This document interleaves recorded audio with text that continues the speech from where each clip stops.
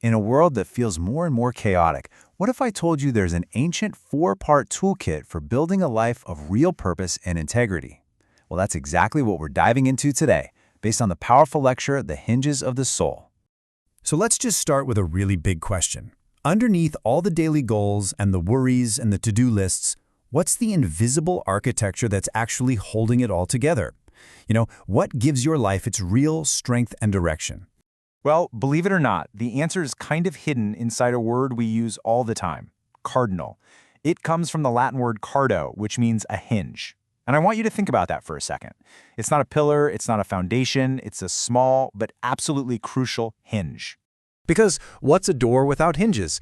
It's just a slab of wood, right? It's useless. It can't open to let someone in, it can't close to keep you safe. The hinge is what gives the door its purpose. And just like that, the virtues we're about to talk about are what make our lives truly functional, truly meaningful. Okay, so here's our game plan. We're going to explore these four cardinal virtues, temperance, fortitude, prudence, and justice, and really see how they act as the essential hinges for your soul. Our first hinge is temperance, and right off the bat, we've got to clear something up. It is almost certainly not what you think it is. Most of us hear temperance and we think of a big red stop sign. No, restriction, just not doing things. But it's not about deprivation at all. A much better way to think about it is like a steering wheel in a really high-performance car. It's not about just slamming on the brakes or flooring the accelerator. It's the wisdom to know exactly how much gas to give, when to brake, and when it's best to just coast.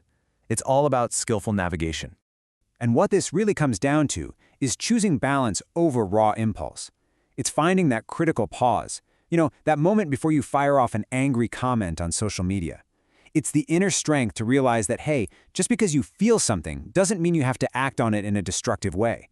You absolutely have the right to feel angry, but you have no obligation to be cruel. All right, let's move on to our second hinge, fortitude. And you'll see how this builds perfectly on that idea of inner strength. When we hear the word fortitude, our minds usually go to something epic, right? A soldier charging into battle. But for most of us, in our day-to-day lives, true fortitude is so much quieter than that. It's not about some grand, heroic moment. It's that simple, steady internal voice that just whispers, okay, try again. Think about it. Whenever you start a new project or a new gym routine, those first couple of weeks are exciting, right? The newness is fun. Fortitude is what shows up in week 3, when that novelty is totally gone and all that's left is the grind.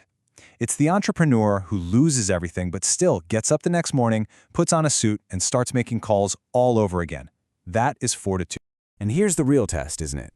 What does fortitude look like when there's no audience, no reward? It's speaking up about something unethical at work, even when you know it might make things harder for you.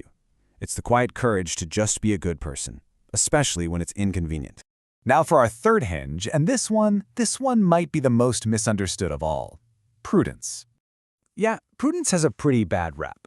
We tend to think it means being boring, or timid, or overly cautious, but that's the exact opposite of what it is. True prudence is a superpower. It's the vision of a chess grandmaster, the ability to look at the board of your life and see the consequences of your actions 5 moves down the line. And this timeline here shows you exactly what prudence is all about. It's having the discipline to ask one simple but powerful question. If I keep doing this thing every day, where will I be in 5 years? Because that small impulsive choice or that little habit you ignore, it's not just a one-time thing. It's the start of a whole trajectory. So what this really boils down to is making choices for the person you want to become. It means saving $1 today for a future you.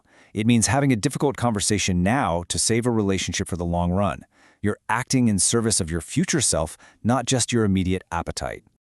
Okay, our final hinge, justice. And this is the one that connects all of this inner work to the world around us. Now, let's be clear. We are not talking about courtrooms and judges here. In this framework, justice is way more personal. It's about a fundamental standard of right in how we interact with every single person, recognizing that every soul has inherent worth. And here is a fantastic test of character. It isn't about how you treat a CEO, it's about how you treat the waiter, the janitor, the person who you think can do absolutely nothing for you. A just person sees the full human being in everyone. They recognize that that person is carrying their own invisible burdens, just like you are. Ultimately, it's about consistency and basic fairness. It's giving credit to a colleague who actually did the work. It's taking the time to listen to both sides of a story before you make a judgment. It is, quite simply, the practice of the golden rule in real time. So we have these 4 incredibly powerful hinges. How do we actually put them together to build something strong, something that will last? Well, here's the best part. These aren't just abstract ideals to hang on a wall. They are practical, real-world tools. When you feel that flash of anger, you have a tool, temperance. When you feel exhausted and you just want to quit, you have a tool, fortitude. When you're confused about a big decision, you have prudence. And when you feel that flicker of bias or unfairness, you have justice. And that really is the ultimate takeaway here. When you actively work to strengthen these 4 virtues inside yourself, you're building a life that doesn't get stuck. It doesn't get blown off course by every little storm. You are making sure that the door of your life will always, always swing true, with integrity, with purpose, and with a whole lot of grace.